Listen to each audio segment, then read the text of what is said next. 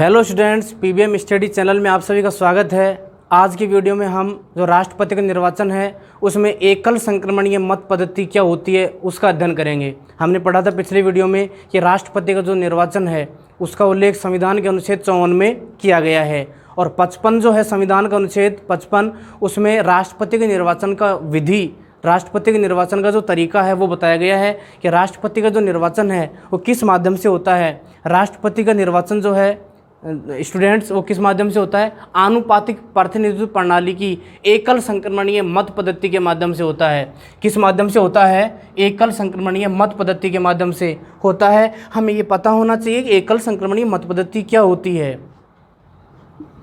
राष्ट्रपति के निर्वाचन में संघ व राज्य विधानसभाओं के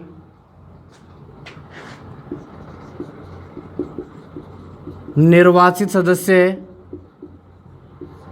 तथा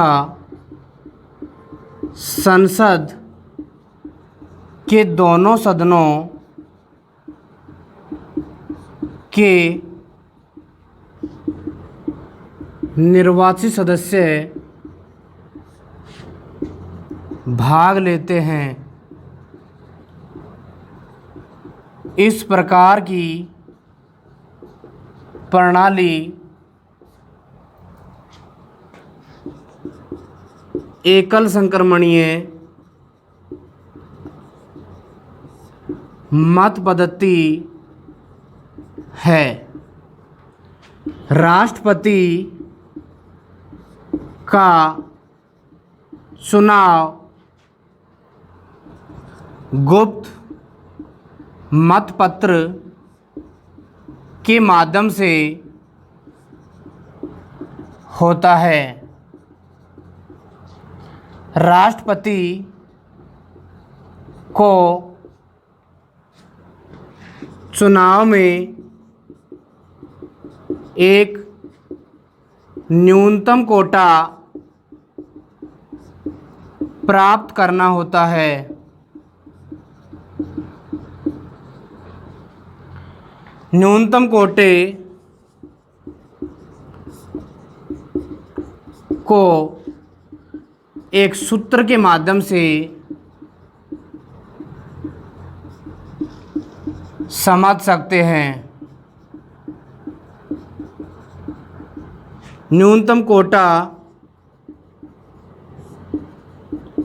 इज इक्वल टू वैध मतों की संख्या बटा निर्वाचित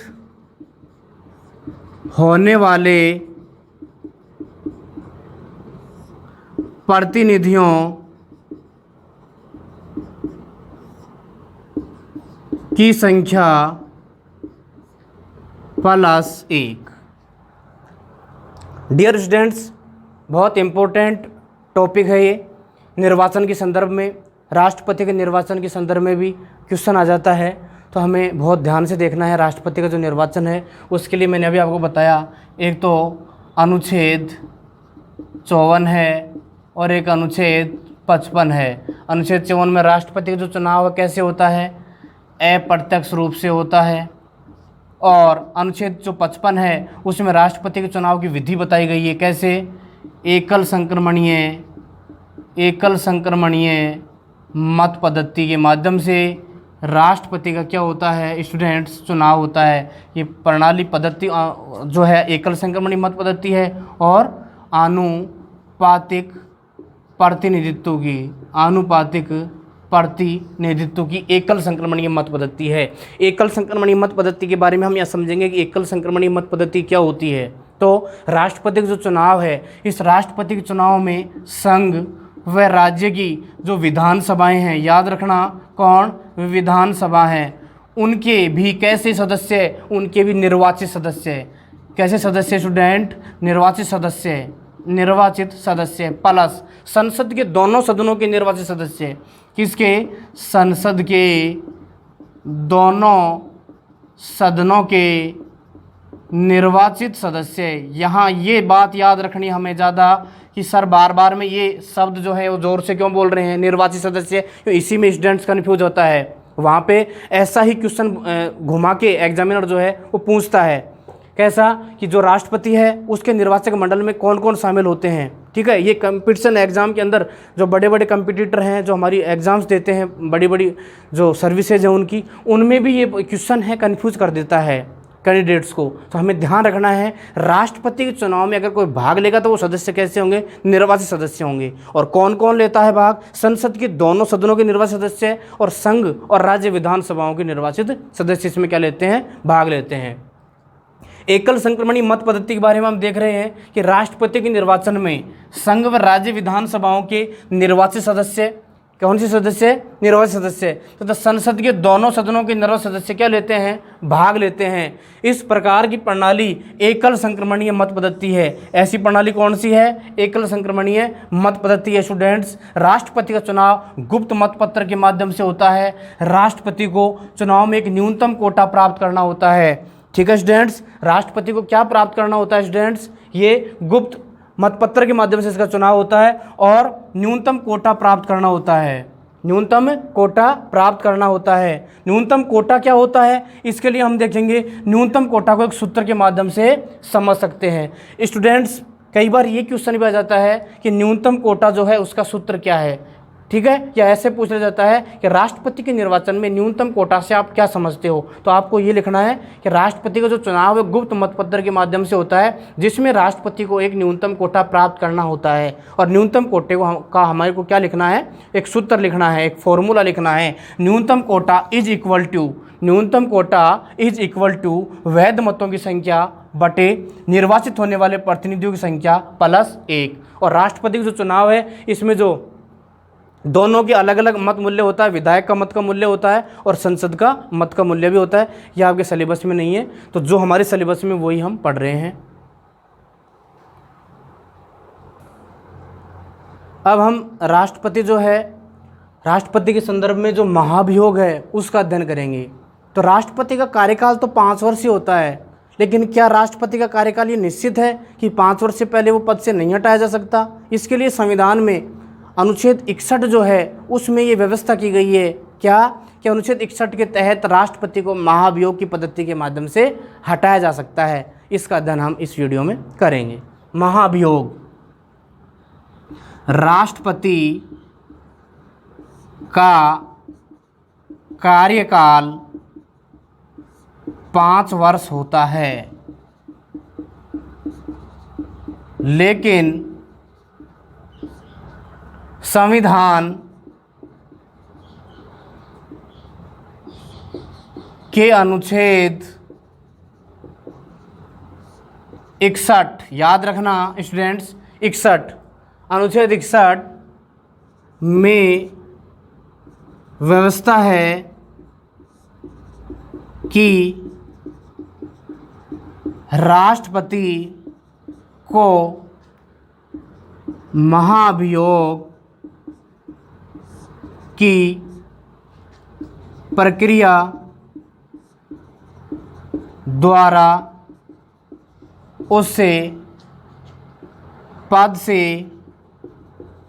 हटाया जा सकता है। महाभियोग की प्रक्रिया संसद के किसी भी सदन में पहले लाई जा सकती है। जो सदन महाभियोग का प्रस्ताव लाएगा उसके 1/4 सदस्यों के हस्ताक्षर उस प्रस्ताव पर होने चाहिए। हस्ताक्षर के 14 दिन बाद उसी सदन में 2/3 बहुमत से वह प्रस्ताव, वह कौन सा, महाभियोग का,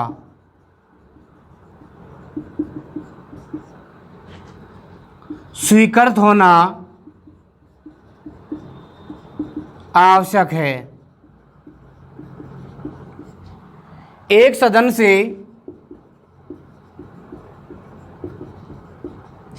महाभियोग का प्रस्ताव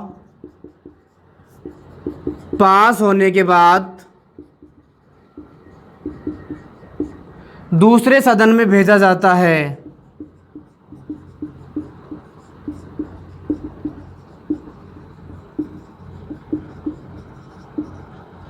दूसरा सदन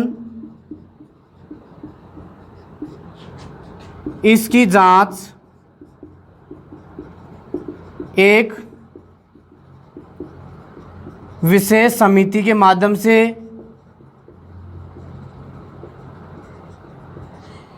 या स्वयं करता है। जब दूसरा सदन भी इस महाभियोग के प्रस्ताव को पास या स्वीकार कर देता है तो उसी दिन से राष्ट्रपति पद से हटा दिया जाता है। डियर स्टूडेंट्स, महाभियोग जो है ये भी बहुत महत्वपूर्ण है। महाभियोग के संदर्भ में भी एग्जाम के अंदर क्वेश्चन पूछ लिया जाता है। महाभियोग के बारे में हम पढ़ेंगे कि सर राष्ट्रपति को हम बनाते हैं, राष्ट्रपति को हटाएंगे क्यों, हटाने की बात क्यों कर रहे हो सर आप। देखिए, कोई भी पदासीन अधिकारी होता है या राजनीतिक व्यक्ति होता है, यदि वो कार्य सही तरीके से नहीं करेगा, यदि वो कार्य सही तरीके से नहीं करेगा तो उसको पहले समय से पहले भी क्या कर लिया जाता है, पद से हटाया जाता है। जैसे आप उदाहरण के लिए देखिए, आप जैसे एग्जाम्पल के तौर पर समझेंगे, आप कोई सर्विस करते हैं, कोई व्यक्ति है वो क्या करता है, कोई सर्विस कर रहा है, यानी कि वो किसी जॉब के अंदर है। उस जॉब के अंदर वो किसी भी प्रकार की क्या कर रहा है, लापरवाही कर रहा है। क्या कर रहा है, लापरवाही कर रहा है, या वो कार्य जो है वहाँ के कानून के अनुसार नहीं कर रहा, तो ऐसे व्यक्ति को वहाँ पे रखा जाएगा क्या, विभाग, डिपार्टमेंट ऐसे व्यक्ति को वहाँ जॉब पर रखेगा, नहीं रखेगा। क्या, उसको पद से हटा दिया जाएगा। क्यों हटा दिया जाएगा, क्योंकि वो कानून की मर्यादा का पालन नहीं कर रहा है। जो उसको काम दिया गया है उस काम में वो क्या कर रहा है, लापरवाही कर रहा है। ऐसे व्यक्ति को पद से हटा दिया जाता है। ये तो थी अपनी सर्विस के सेक्टर में बात। वैसे ही कोई पदाधिकारी होता है, कोई राजनीतिक व्यक्ति होता है, उसके संदर्भ में भी यही बात कही गई है। क्या, यदि वो संविधान की मर्यादा के अनुसार क्या नहीं कर रहा हो, काम नहीं कर रहा हो, संविधान की मर्यादा का क्या कर रहा हो, उल्लंघन कर रहा हो, ठीक है, तो ऐसी स्थिति में भी उसको पद से हटा दिया जाता है। तो हम देखेंगे कि राष्ट्रपति को पद से कैसे हटाया जाता है। राष्ट्रपति को पद से हटाने की प्रक्रिया जो है वो कौन सी होती है, महाभियोग की होती है। कौन सी होती है, महाभियोग की। और राष्ट्रपति पर महाभियोग क्यों लगाया जाएगा, जब वो संविधान की मर्यादा के अनुसार काम नहीं करेगा, उस स्थिति में राष्ट्रपति पर क्या लगाया जाता है, महाभियोग। राष्ट्रपति का कार्यकाल कितना होता है, 5 वर्ष होता है। राष्ट्रपति कार्यकाल कितना होता है, 5 वर्ष। लेकिन संविधान के अनुच्छेद 61 में व्यवस्था है क्या कि राष्ट्रपति को महाभियोग की प्रक्रिया के द्वारा उसे पद से हटाया जा सकता है। अनुच्छेद 61 में ये व्यवस्था की गई है। आर्टिकल जो 61 है, अनुच्छेद जो 61 है, उसमें व्यवस्था है क्या, राष्ट्रपति को महाभियोग की प्रक्रिया के माध्यम से उसे क्या किया जाता है, पद से हटाया जा सकता है। अब देखेंगे ध्यान से आगे। और महाभियोग की प्रक्रिया संसद के किसी भी सदन में पहले लाई जा सकती है। ये कोई बाउंडेशन नहीं है कि महाभियोग की प्रक्रिया पहले लोकसभा में लाई जाएगी, महाभियोग की प्रक्रिया जो है पहले राज्यसभा में शुरू की जाएगी। नहीं, ऐसा कोई बाउंडेशन नहीं है। महाभियोग की प्रक्रिया आप पहले किसी भी सदन में शुरू कर सकते हो। जो सदन महाभियोग का प्रस्ताव लाएगा उसके 1/4 सदस्यों के हस्ताक्षर उस प्रस्ताव पर होने चाहिए।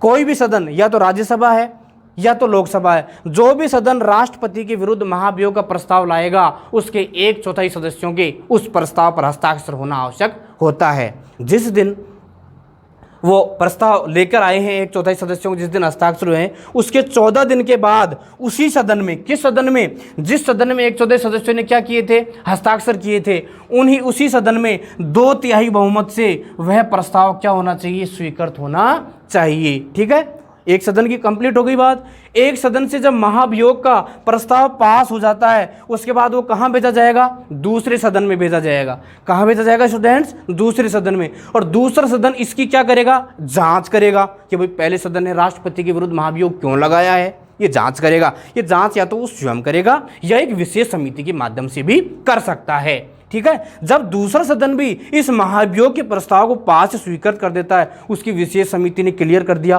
कि वास्तव में क्या पहले सदन ने जो राष्ट्रपति के विरुद्ध महाभियोग लगाया है वो बिल्कुल वैध है, तो उस जांच के आधार पर, या वो स्वयं भी राज्यसभा या दूसरा सदन है वो महाभियोग की जांच कर रहा है, उसको खुद को भी अगर पता लग गया क्या कि वास्तव में राष्ट्रपति के विरुद्ध महाभियोग की प्रक्रिया लाना आवश्यक है, उचित है, वैध है, ऐसी स्थिति में जिस दिन दूसरा सदन भी राष्ट्रपति के विरुद्ध महाभियोग का प्रस्ताव पास कर देता है उसी दिन से राष्ट्रपति जो है वो पद से हटा दिया जाता है।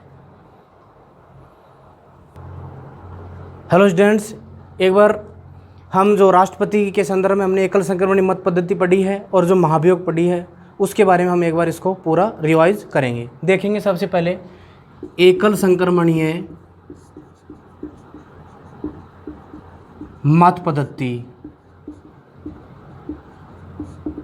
तो एकल संक्रमणीय मत पद्धति के बारे में आपको बताया है क्या कि एकल संक्रमणीय मत पद्धति क्या होती है। एकल संक्रमणीय मत पद्धति किसके संदर्भ में है, ये राष्ट्रपति के चुनाव के संदर्भ में है। ठीक है, राष्ट्रपति के चुनाव के संदर्भ में है। दूसरा, इसमें कौन कौन भाग लेते हैं, एक निर्वाचक मंडल होता है। एक कौन होता है, निर्वाचक मंडल। और निर्वाचक मंडल में कौन कौन होते हैं, संसद के दोनों सदनों के निर्वाचित सदस्य तथा संघ व राज्य विधानमंडलों के निर्वाचित सदस्य होते हैं। एकल संक्रमणीय मत पद्धति जो है किससे संबंधित है, ये राष्ट्रपति के चुनाव से संबंधित है। ठीक है, राष्ट्रपति का जो चुनाव है उसके संदर्भ में एक निर्वाचक मंडल होता है। क्या होता है, निर्वाचक मंडल। तो निर्वाचक मंडल में कौन कौन होते हैं, संसद के दोनों सदनों के निर्वाचित सदस्य तथा संघ राज्य विधानमंडलों के निर्वाचित सदस्य। इसको हम यहाँ विधानसभा लिख लें। अब क्या होता है कि निर्वाचक मंडल क्या करता है, निर्वाचक मंडल के माध्यम से क्या होता है कि चुनाव किसका होता है, राष्ट्रपति का चुनाव होता है। किसका होता है, राष्ट्रपति का चुनाव होता है। और ये चुनाव किस तरीके से होता है, ये होता है स्टूडेंट्स गुप्त मतपत्र के द्वारा। किसके तरीके से होता है, गुप्त मतपत्र के द्वारा। इसलिए राष्ट्रपति को क्या प्राप्त करना होता है, एक न्यूनतम कोटा प्राप्त करना होता है। क्या प्राप्त करना होता है, न्यूनतम कोटा। और न्यूनतम कोटे का सूत्र जो है वो क्या होगा, न्यूनतम कोटा इज इक्वल टू वैध मतों की संख्या, वैध मतों की संख्या बटे निर्वाचित होने वाले प्रतिनिधियों की संख्या +1। ठीक है, तो तो न्यूनतम कोटा है, इसके बारे में भी कई बार प्रश्न आ जाता है, छोटा क्वेश्चन डाल देता है कि न्यूनतम कोटा ज्ञात करने का सूत्र बताइए। न्यूनतम कोटा इज इक्वल टू वैध मतों की संख्या बटे निर्वाचित होने वाले प्रतिनिधियों की संख्या प्लस 1।